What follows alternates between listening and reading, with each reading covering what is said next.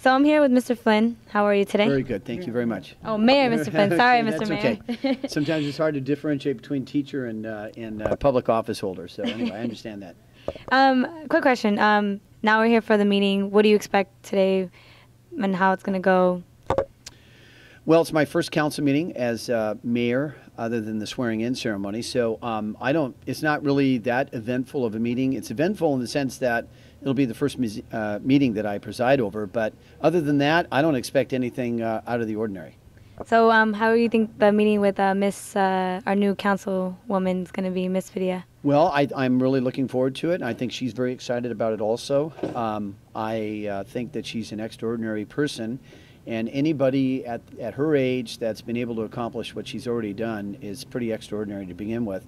But no, I think she's proven that she's a good study, and I'm sure she's really reviewed the issues, so that's a good thing. All right, awesome. Well, thank you for your time. Thank you very much. Have a good meeting. Did you want to get any shout-outs or anything about our new councilwoman today? Well, I didn't know Ms. Padilla before this election. I'm very impressed with her, and I'm really excited that we have a better age spread than we did before. Somebody with a perspective of a young person who's just gone through the educational system. She's also from South Oxnard, so I think that's really exciting, and I'm looking forward to working with her and the rest of the council members too, and whoever is going to become our next council member, which we won't know for a while. Very inspiring. Well, thank you for your time. You're welcome. So, as your first meeting, what do you expect, or what's your plans for Oxnard? My plans for Oxnard is to make sure that we increase youth involvement, really focus on developing our city so that it is attractive to other individuals to come, not only to live, but to invest in its economic endeavors. So just overall a better place for everything. Okay. Well, I know you're in a rush, and I'll let you go. Thanks. Thank you. Thank you. Right. Hi, my name is Christina Prado, and I'm with Linda McCarthy. And Sean McCarthy. So tell us what's BNI all about. Okay, BNI stands for Business Network International, and it is a referral organization. We coach business people how to develop more business referrals for their business, how to create positive word of mouth, and develop a good business reputation in the county. So that's what we coach our clients on. BNI is a business that's an organization and company in 51 countries, and we have about a little over 500 clients here in the county, and we have divided them up into about 25 different networking groups and teaching them how to network, share resources, ideas, contacts with each other, and we can all open up the doors of this economy and get it rocking. Nice. And what was this event about? Is that what you guys were holding? Well, this is a thank you to our clients. This is our annual holiday party to say thank you to them, but also to the business community because it's open to everybody. So this is just a special event for that, just to say thanks and to honor them and get all my clients in the same room so we can hang out and have a good time. Oh, that's awesome. What's your guys' info? How do we reach you guys? Well, we can be reached by telephone, of course, area code 805-850-0157, or you can check us out on the web, BNI-VC for VenturaCounty.com, www.bni-vc.com. Or feel free to give us a call. We'd love to talk to you and let you know more about what we do here in BNI. Awesome. So thank you for you guys' time. You're welcome. And you guys have a great night. Asking. You're Okay, welcome. thanks for being This here. is Christina Merry from Christmas. Hi, my name is Christina, and I'm here with Charles. And tell us about 805 Got Talent. Okay. Hi. What it is, it's a program where we're trying to educate our youth. And what we call it 805's Got Talent is because there's so much talent in Ventura County. So we're trying to open up an outlet for kids who can perform as far as like playing the piano, dancing, just artists of that nature. And we want to create a window where they can network and make it to Hollywood and be able to know the ins and outs of the business. I've been doing this for about 25 years. I've toured around the world with so many artists, so I'm trying to teach them my knowledge. So 805's Got Talent is just your version of American Idol or some of the reality shows, but we take it a little more serious because we're taking them from the high schools to the little, from like, I think the youngest we had was 8.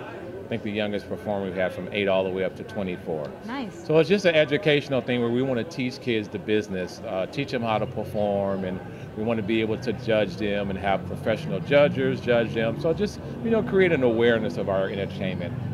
Cool, bridging the gap to Los Angeles to Oxnard. Awesome. That's right. My name is Christina, and I'm here with Abel Magana.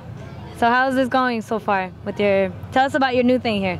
Oh, it's not a new new thing. It's actually an annual tradition. This is our 6th year doing the Trolley Holiday Lights tours. So this is an amazing little light tour show that we do. It goes through the downtown district, makes a stop over at Heritage Square. Folks get out and they do a little tour out there, and they get cookies and cocoa, and then they're back on board and they go out to the historic district where there's a great light show there with the neighborhood out there. F&G Street does it up big.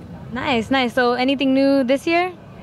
We always have new tour guides, on board. This year we have El Richardo, who has a little radio show out here. He's a popular guy. He's doing this tour right now. Nice. He has his own comedy styling spin. Each one of them brings their own personality. Then we have Gary Blum, who's really knowledgeable on the history of Oxnard, and he gives that kind of perspective. And then we got Pablo Ortiz, also a great personality here downtown in the city of Oxnard. He's the MC for the Salsa Festival. Pablo does his own kind of like ad-lib stuff. And then finally we have Marianne Rooney, who's a harbor commissioner and is also brings a little bit of the woman's perspective to the whole thing, and talks both the history and ad-libs it too. Nice. So do you want to tell everyone how long this is going to be, or is it going to be all this whole month, or? No. It's only 3 nights. So if you want to ride on this trolley, your time is limited. We sell out every year. There's 3 tours each night that we run it. So it's only this year. It's the 11th, 12th, and 13th. There might be a couple of seats still left if you call our office at 385-2705. But yeah, it books up pretty solid. So 12th, 13th, and the 14th. 11th, 12th, and 13th. 11th, 12th, 13th, Tuesday, 14th. Wednesday, and Thursday. Okay. Make sure you get your tickets. Thank you for your time. Thank you. Bye. Happy holidays. Merry Christmas. This is Cristina Prado, and I'm with... My name is Teresa Ramirez, and this is my husband. Guillermo Ramirez. Nice to meet you. My son was killed by the Oxnard Police Department, or their officers, on June 23rd. And we are asking for justice to be done. We want those responsible for his murder to be arrested. These are the officers that murdered my son. And they're still roaming the streets. They're still in a patrol car and putting the rest of our community in danger. You don't mind me asking, how long ago was this? This was in June of this year. June. So on the 23rd of this month will be 5 months that my son was murdered. How old was your son? 26. That's pretty young. What's the actions that are happening or partaking at this moment? Nothing. So far, they were given a vacation for a couple of days, and they were put back to work. Of course, on my son's life expense. What is happening now? Is there any fundraisers that's happening? Is there? No, I'm not looking for money. I'm looking for justice. I want those murderers put away. How can they murder and take a life? And how can they continue to be free? If you would have done it, if I would have done it, we would be behind bars, facing life, or maybe more than that. Very true. What is the difference between us? Just because they wear a badge, they don't have a license to murder. They don't have a license to hurt anybody. They're here to help our community, us, because we pay them. And instead, this is not what they're doing. People have to know that behind these murderers, somebody is making sure they're protected. Why? Who owes a favor to who? They have to make sure that who do these kids belong to? Have they worked for our city? Are they chiefs? Have they been commanders? Now working for the DA? Somebody has to do research on these murderers. Hi, my name is Christina, and your name is? Martin Jones. Martin Jones? Yes. Martin Jones. And Martin Jones, tell me something about yourself. I'm old and tired. I've been in Oxnard for 30 years or more. I've watched the city change. I have run for office 4 times now, and I've got a perfect batting record. I've lost 4 times. I ran for council twice, treasurer twice, and I'd like to see things changed for the better. The corruption in Oxnard is pretty great, and a lot of people are aware of it. I'm not sure what the council is going to do. It's a Tuesday night. It's the 11th of December. We have a new council member, a very young woman, 25 years of age. She has a very steep learning curve in front of her. I don't know if she's aware of certain problems in the city, like the corruption. What an in lieu fee is, and affordable housing, and it's mandated by the state of California for every city to have a share of affordable housing. We take other cities' share of affordable housing for $5,000 a unit. But then we're stuck. The taxpayers are stuck with maintenance, the streets, water, waste disposal and everything forever. So 5,000, if we're going to take affordable housing from other cities, they buy their way in with $5,000 per unit, that's not enough.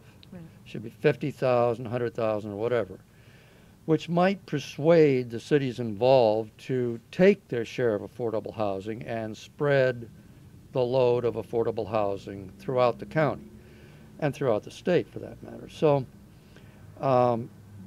that's one of the problem areas for the council to try and solve for the taxpayers. And one thing to remember, in the city of Oxnard, pardon me, we have some of the poorest people in the county.